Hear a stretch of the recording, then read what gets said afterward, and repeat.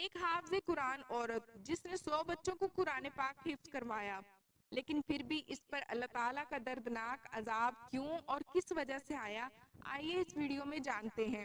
اس کا شوہر خود یہ واقعہ بیان کرتا ہے اور بتاتا ہے کہ میری بیوی بہت نیک، پرہیزگار اور عبادت گزار تھی، لیکن جب وہ وفات پا گئی تو اس کی قبر پھٹ جاتی۔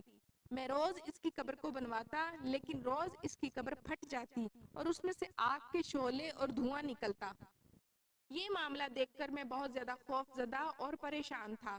محلے کے اہل علاقہ بھی مجھ سے پوچھتے تھے کہ تمہاری بیوی کا ایسا کون سا عمل تھا جس کی وجہ سے اللہ تعالیٰ نے اس کو اس قدر دردناک عذاب میں مبتلا کیا ہوا ہے، لیکن ان لوگوں کے سوالوں کا میرے پاس کوئی جواب نہ تھا۔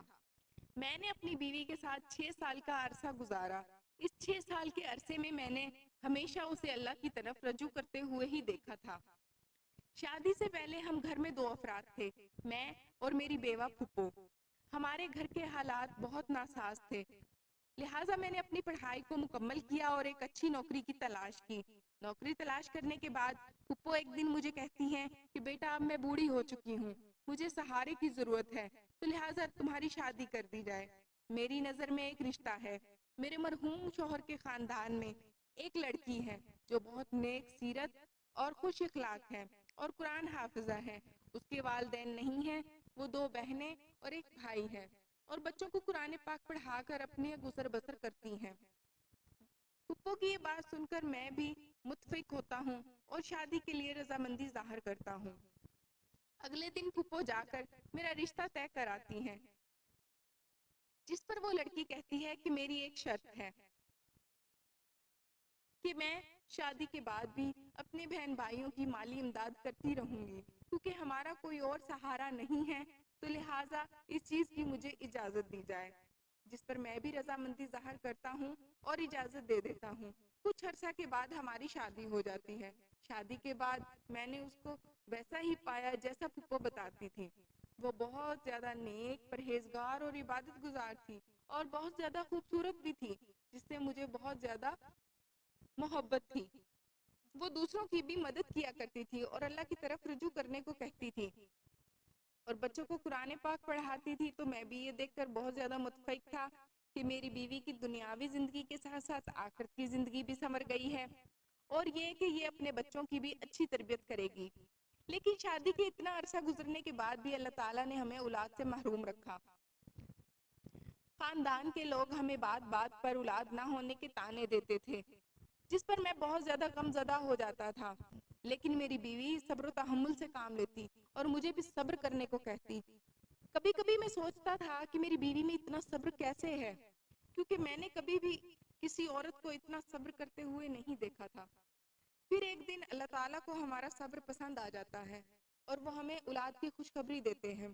اس پورا عرصہ میں اور میری پھپھو میری بیوی کا پورا خیال رکھتے ہیں۔ پھر آخر کار وہ دن آ ہی جاتا ہے جس کا ہمیں بے چینی سے انتظار تھا۔ اللہ تعالیٰ ہمیں چاند سا بیٹا عطا کرتے ہیں۔ بیٹے کی پیدائش کے بعد میری بیوی کی طبیعت بہت زیادہ خراب رہنے لگ جاتی ہے۔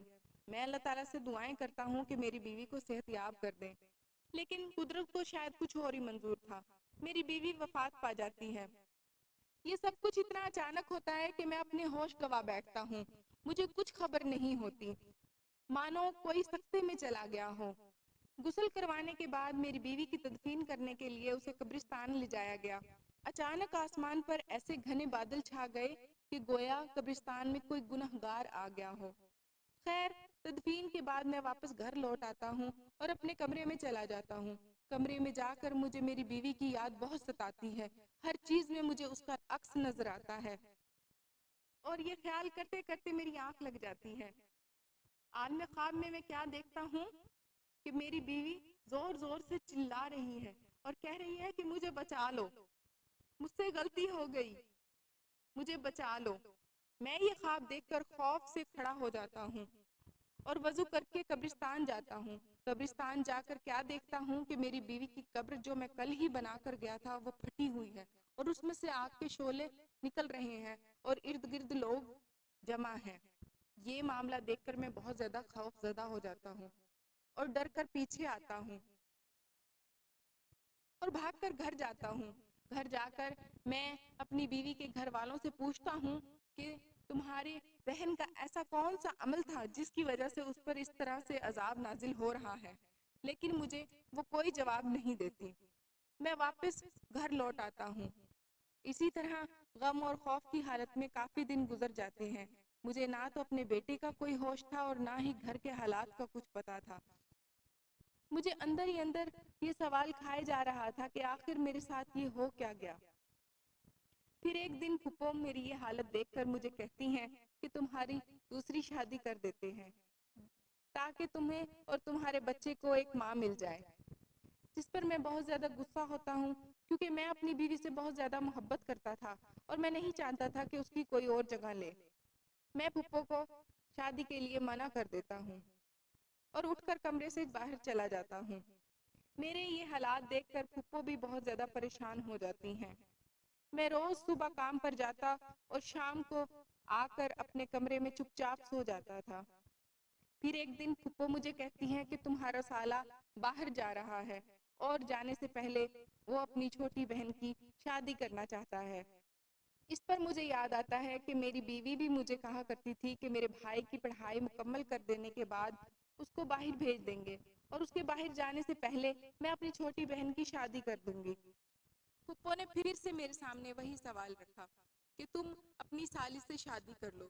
میں نے پھپھو کی باتوں میں آ کر اور مجبوری میں اپنے بیٹے کی طرف دیکھتے ہوئے شادی کے لیے ہاں کر دیتا ہوں اور ہماری شادی ہو جاتی ہے۔ لیکن شادی کا اتنا عرصہ گزرنے کے بعد بھی میں اس کی طرف کبھی نہیں نظر اٹھا کر دیکھتا اور نہ ہی اسے میں نے کبھی شادی سے پہلے دیکھا تھا۔ میری بیوی ایک حافظ قرآن تھی تو اس نے اپنی بہن کا مجھ سے پردہ کروایا ہوا تھا، تو لہٰذا میں نے آج تک اسے کبھی نہیں دیکھا تھا۔ کچھ ٹائم ایسے ہی گزرتا رہا۔ میں روزانہ صبح کام پہ جاتا، شام کو گھر آتا تو اپنے بچے کو صاف ستھرا اور گھر کے ماحول کو خوشگوار دیکھ کر میرے دل میں یہ سوال اٹھتا کہ وہ کیسی ہے۔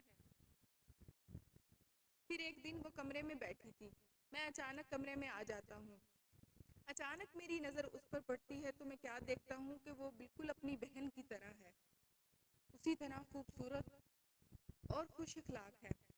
یہ دیکھ کر میں بہت زیادہ حیران ہو جاتا ہوں اور اس سے بات کرنے کی کوشش کرتا ہوں۔